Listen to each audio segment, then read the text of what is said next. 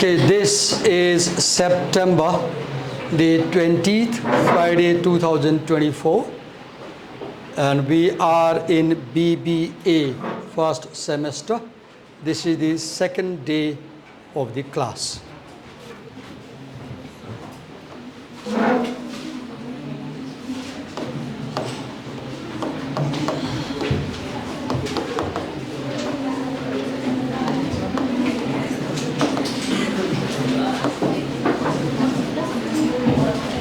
So today we'll start the course, and does anyone know how many units are there in our course? Any idea? If you have, do you have a soft copy of the curriculum with you, or hard copy, printed copy? Do you have a printed copy of the curriculum with you? No? Okay. So there are about 10 units in your course, and the first unit has 3 lessons, and the first lesson in the first unit is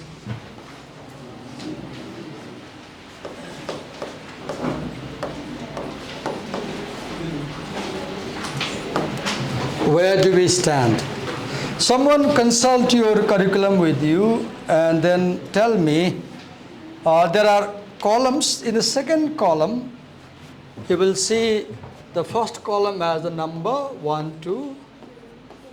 On the second column, it has the theme of the unit. And the third column has the topic or title of the text. So can someone tell me what is the theme in the second column in Unit 1? Intercultural communication and diasporic life. So this essay is about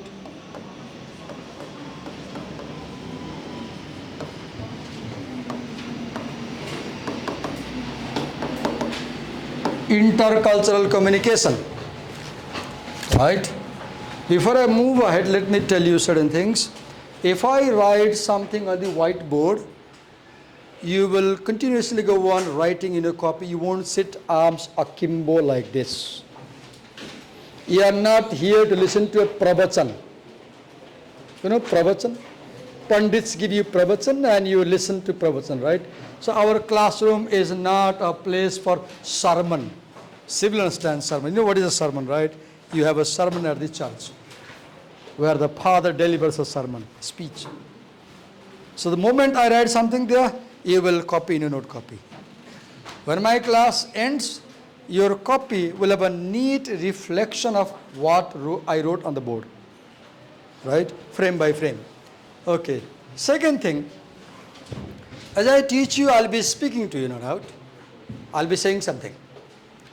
Now use your intelligence as a filter and decide what I say is important and note down, and decide what I say is not important and don't note down. Not everything teachers say in class is equally important. And as a student, you should have the ability to filter what I should note and what I should not note. Okay, so I said there is a theme, and we wrote intercultural communication. And in the same column, if you see below, in the same column number 2, there is something in bracket written. Can somebody tell me what is written in Unit 1? Unit 1, column number 2, above we have intercultural communication. Below that there is something written. What is that? Argumentative, narrative, reflective. Let me write here.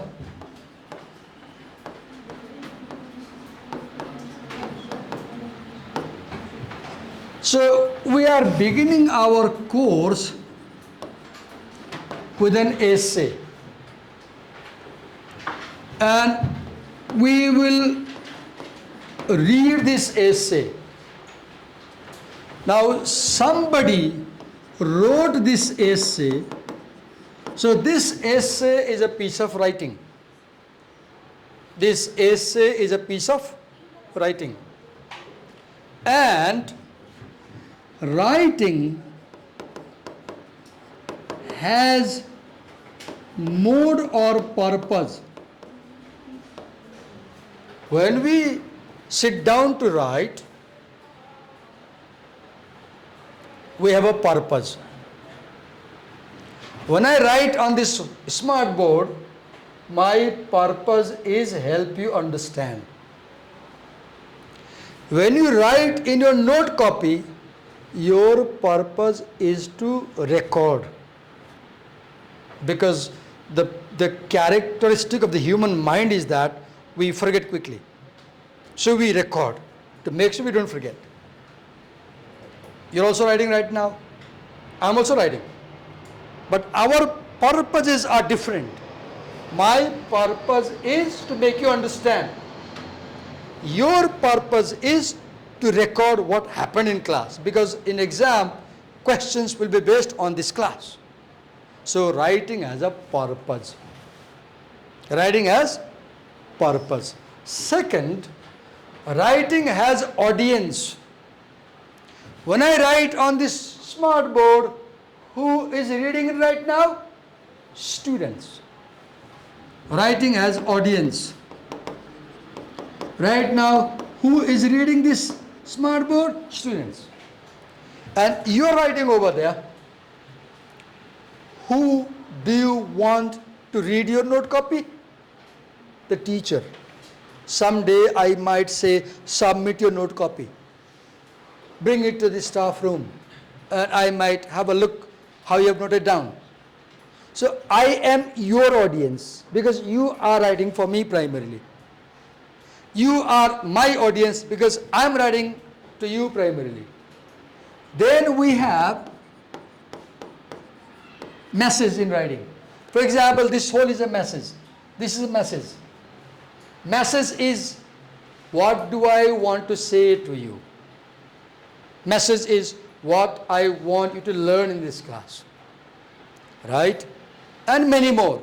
So, the mode of writing in this essay is argumentative mode of writing. This essay has been written in argumentative mode of writing. Am I clear? Now, this essay is an argument. What is an argument? In popular usage, to argue means to quarrel. To argue means to quarrel. You can say, don't argue with me. You mean don't quarrel with me. In academic world, to argue does not mean quarrel.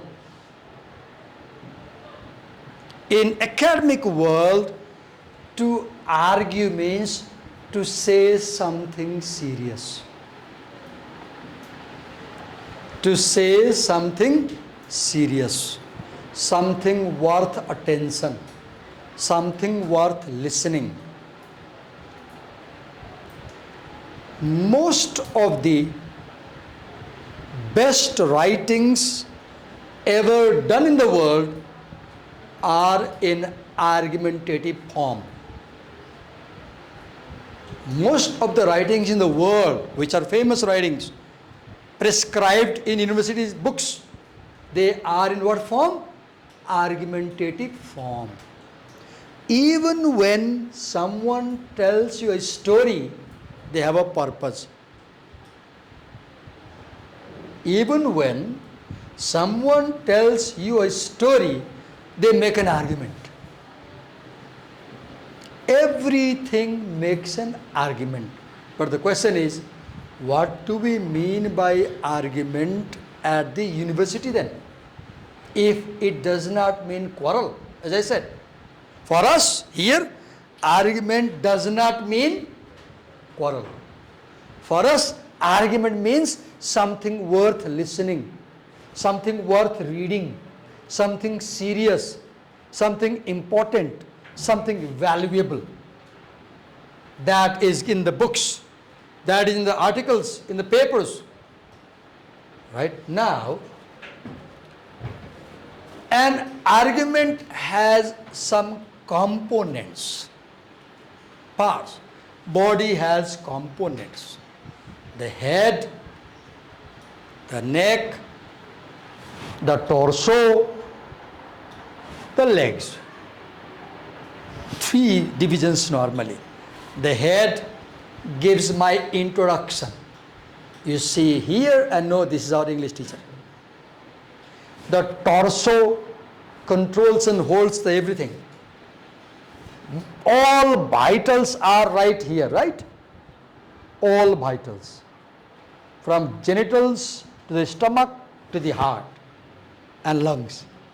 Torso. And the foundation on which I stand, legs. 3 parts of the body. The body can be said to have 3 components. The head, the torso, and the legs, right? A piece of writing, like an essay, also can be said to have 3 parts. What are they? You know a person by their head. You know an essay by its introduction. A person is completely controlled by the torso. An essay is controlled by its body paragraphs. A person stands on the 2 legs. An essay ends with conclusion. So in a piece of writing like the essay, we have introduction, we have discussion, and we have conclusion. The kind of writings which you read at the university and the kind of writings which you make at the university, that writing is known as academic writing. That writing is known as academic writing. Now, academic writing.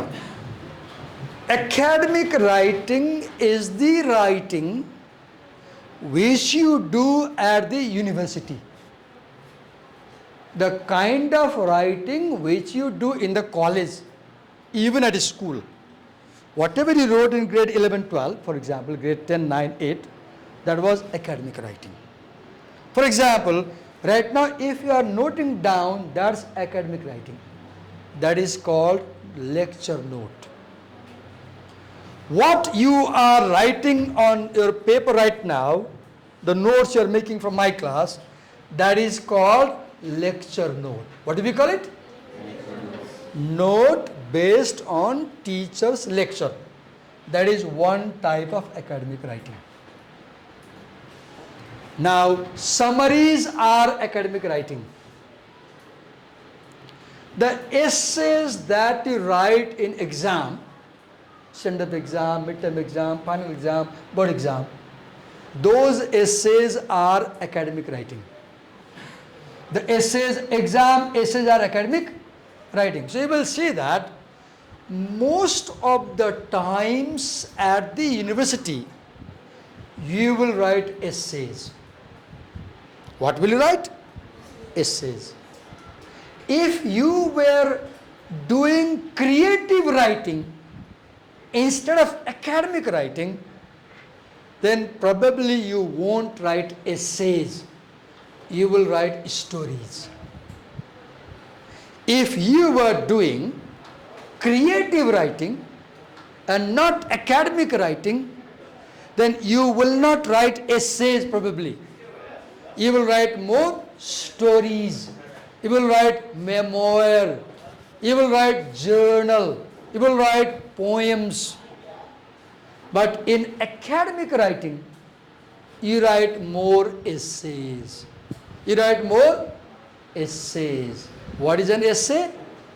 The English word essay comes from the French word essai, I guess.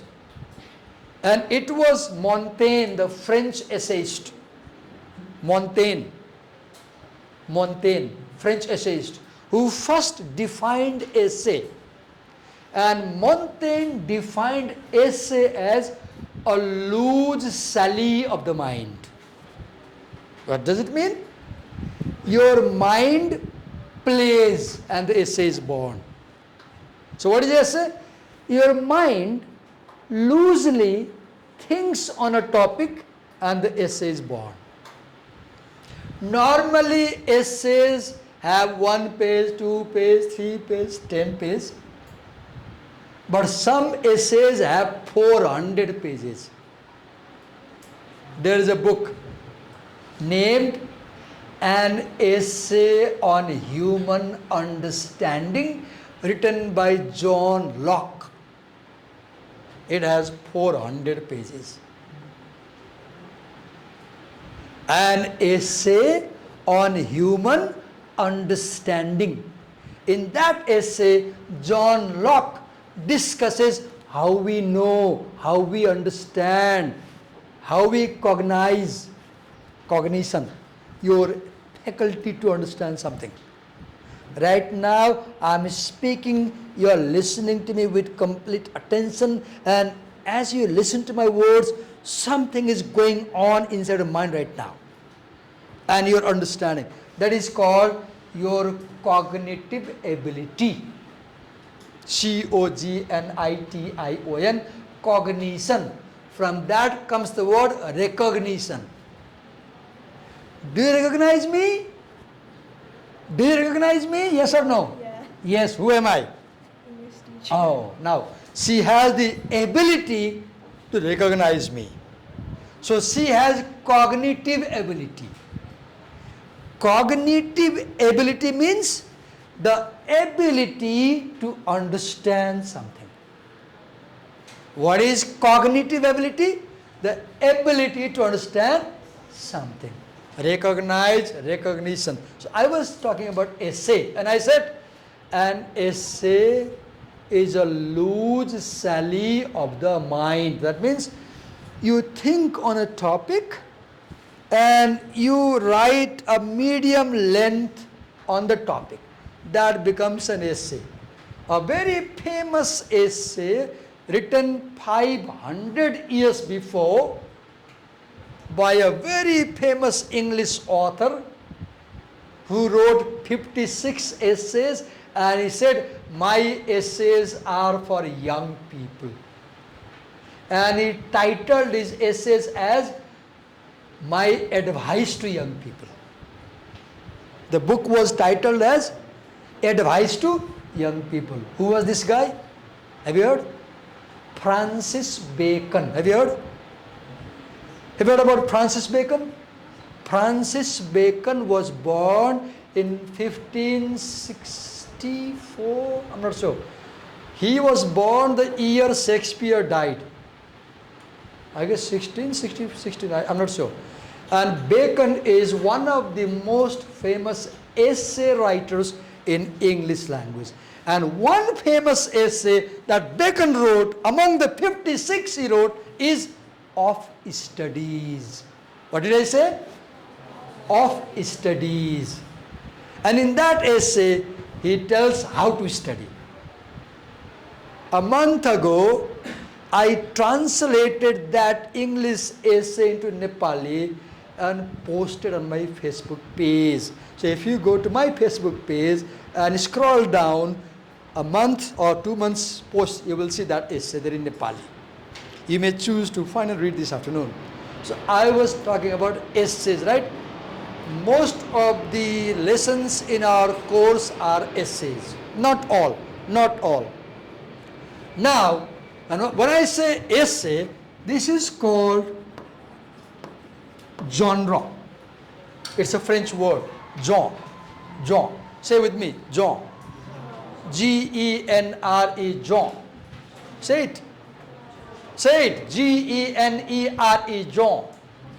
Say it. Why? Why are you ashamed? Why are you shy? Say it. Genre. Say genre. Genre. Genre. What is genre? Genre is a style of writing. Genre is a style of writing, a category of writing, a type of writing, a mode of writing. Literature has types of writing. For example, literature contains poems. That's a genre. Poetry is a genre, type of writing. Literature contains stories. That's a genre. Literature contains novels. That's a genre. Literature contains drama. That's a genre. Literature contains documentaries on YouTube. That's a genre. Literature contains movies. That's a genre. Literature contains digital content. That's a genre. So genre means type of writing. What does genre mean? Type of writing or style of writing. Essay is one such genre. In your course, you will read essays. In your course, you will read stories. You will also read poems. You might see one act play. You might have an audio file to listen as part of lesson. You may have some documentaries prescribed. These are called as genre. What do we call? Genre. The type of writing. Okay. So I talked about modes of writing, purpose of writing, audience for writing, message you make, genre, argument. I talked about essay. I said essay has a body. Now let me talk about reading. In this course we will read. And you come to college to study, right? Teachers say read, it's another thing we don't read, but teachers often say read it. Some people read, some people don't. There are two things you can do as you read. For example, you are the essay and I am reading. I see that in this class most people do not have college dress. That's my general impression. That's my general impression. And I say most of the students in class today are in their ordinary dresses, civil dresses. That's general impression. Reading for general idea. Reading for general idea. That is called skimming. What do we call it? Skimming. S-K-I-M-M-I-N-G, skim. Skim means read quickly and get general idea. Second is, now I look.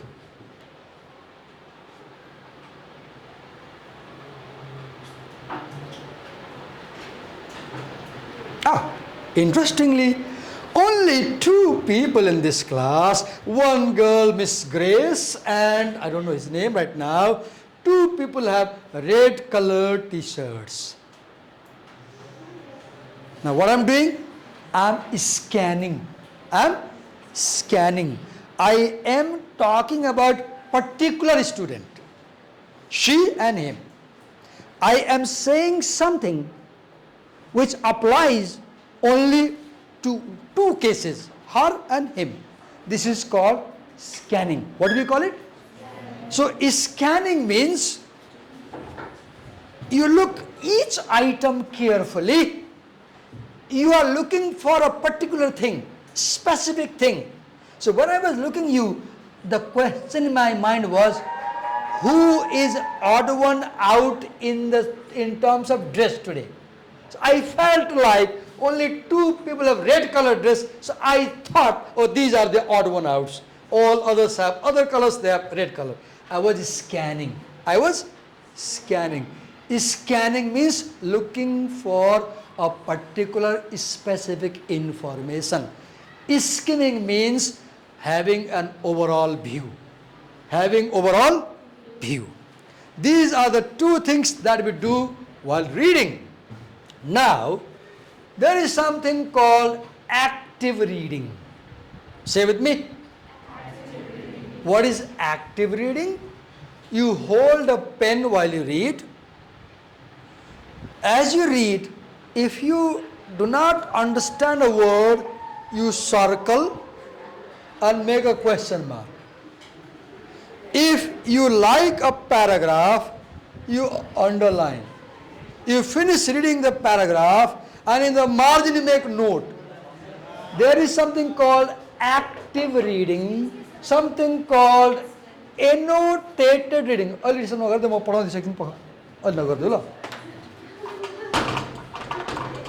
No, I don't like it. They can't do that. Okay.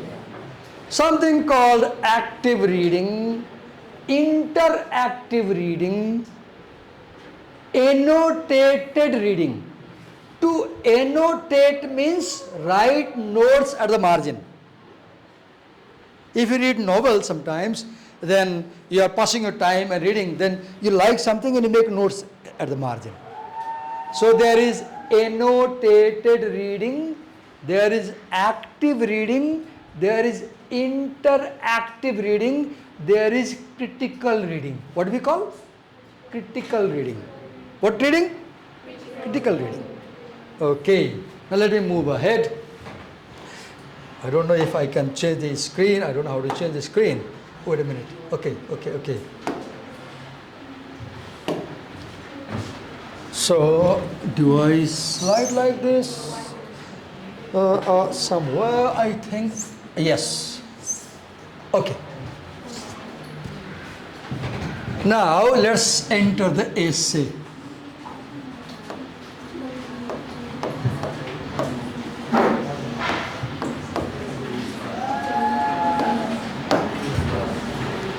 We have this text. Now, the genre of this text is essay. The mode of this text is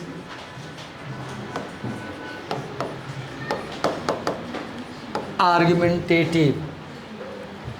So you need to understand how an argument is written. The first thing in an argument is its context or situation. Context or situation. For example, what is context or situation? There is some place. For example, in this essay, there is a cocktail party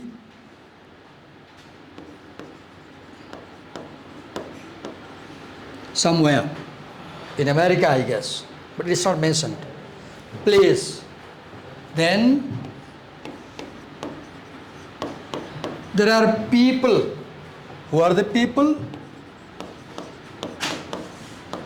Wealthy, international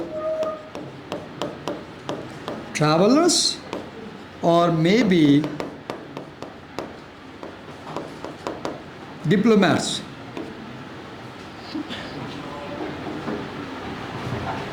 People. And these people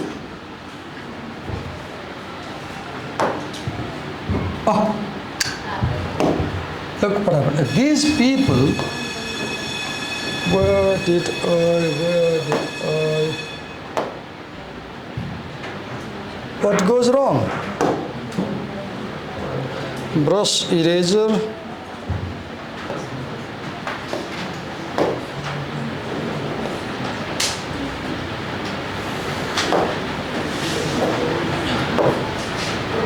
Okay, these people are involved in some kind of activity. What activity are they doing? They are having informal conversation. They are having informal conversation. Where did I get that color? Leave it. Okay.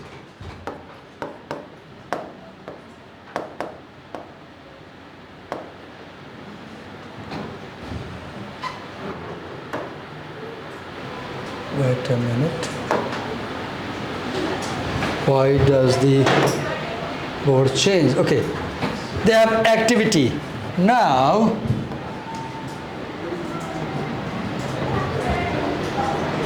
there's something that I need to learn. Wait a minute. Brush, and let me use this color now and see what happens. Okay. So, their action, it creates, there is normal situation, there is normal situation, and someone does something that breaks this normalcy. It breaks the normalcy. Someone says something or does something, right? Okay, let me use another color. Now there is tension. There is tension or conflict because of this.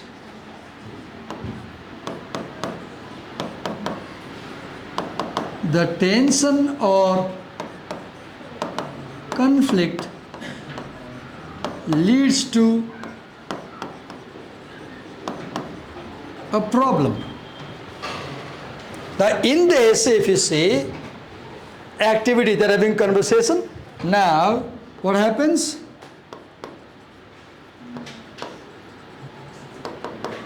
The Arabian stays too close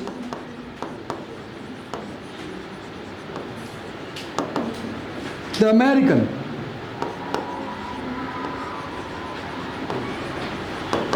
The American doesn't like it. Someone does something. There's an Arabian guy, he comes very close. Then the tension is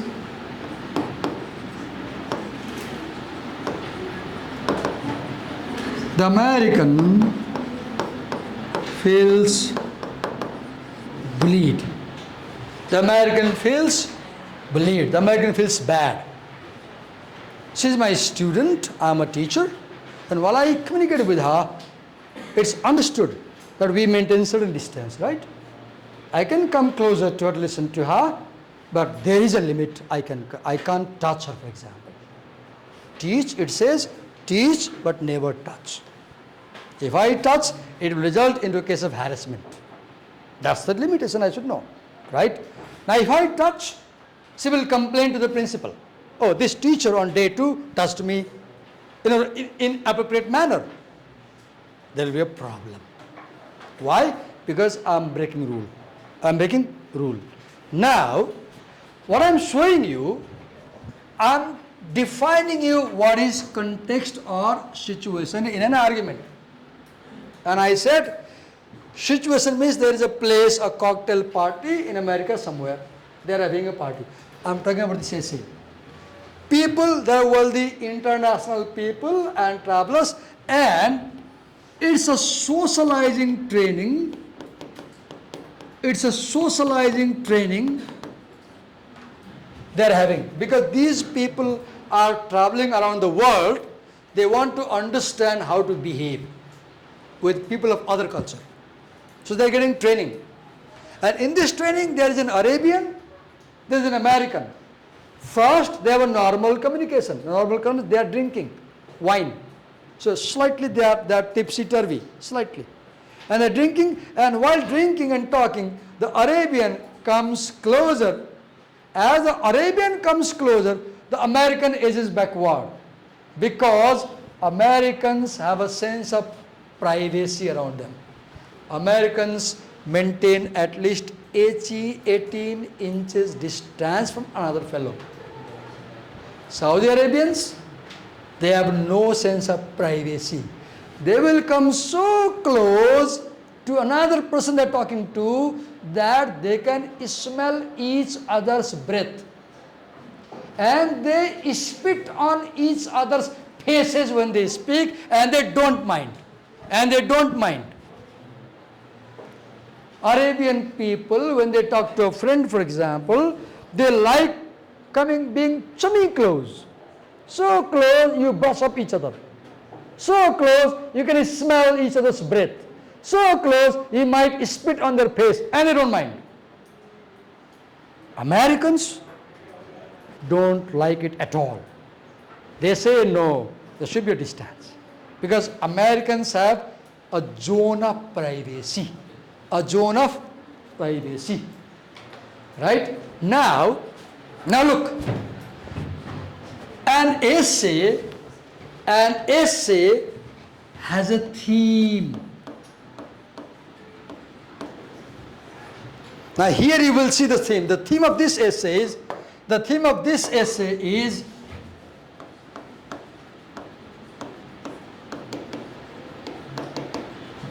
communication. The theme of this essay is communication. This essay is about